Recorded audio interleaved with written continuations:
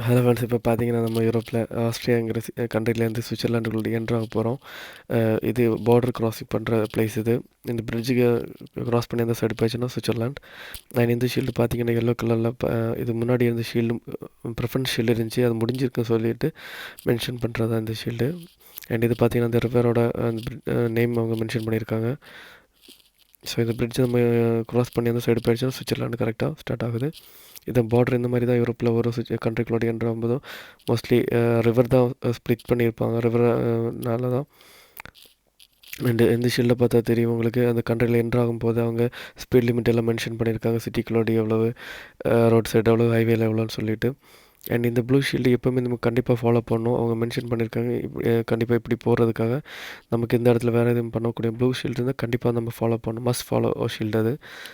So ஒரு கலருக்கும் ஒரு meaning இருக்குது. ஸோ மோர் லைசன்ஸ் வீடியோக்கு நம்ம சேனலை ஃபாலோ பண்ணிக்க. தேங்க்யூ.